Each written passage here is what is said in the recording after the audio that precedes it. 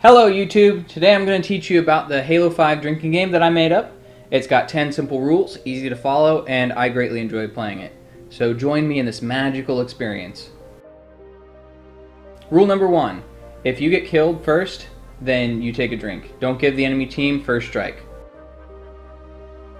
Rule number 2. If you get assassinated, then you take a drink. You can also play the rule that if you assassinate somebody or anybody gets assassinated, then you take a drink.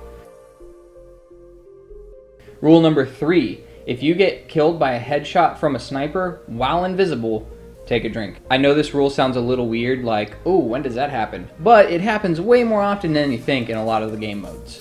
On the other hand, you can also make it that if you headshot somebody with a sniper while they're invisible, then you take a drink as well. All this depends on how drunk you want to get, but since you're playing a drinking game, I assume you want to drink a little bit more than just every so often.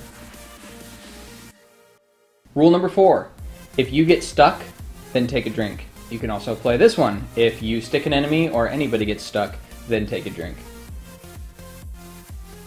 Rule number 5. If you get ground pounded, take a drink. Only if it kills you, unless you want to play it the other way. Then additionally, you can play it that if you ground pound somebody and kill them, then you can take a drink. Rule number 6. If you get betrayed, take a drink. If you betray somebody, take a drink. You can also play it that if anybody gets betrayed, then you take a drink.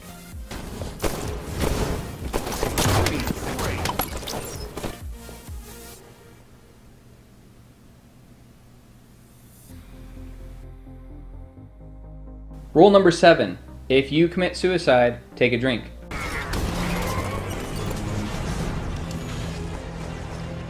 Also, you can play it that if anybody commits suicide, take a drink. Most important part of this rule. If you commit suicide and you accidentally take a teammate with you, it counts for 3 drinks. 1 for the suicide, 1 for the betrayal, then 1 because you made such a bad play that you deserve to take another drink. Rule number 8. If your team gets exterminated or if you exterminate the other team, then you take a drink. Rule number 9. If you lose the match, then you take a drink. You can also play it that if you're playing a game like Breakout or something like that, then you can take a drink per round you lose. Rule number 10. If you end the game with the most deaths on your team, you can take a drink. If you have more than 20 deaths, then take 3 drinks because that's a lot of deaths and you really let your team down.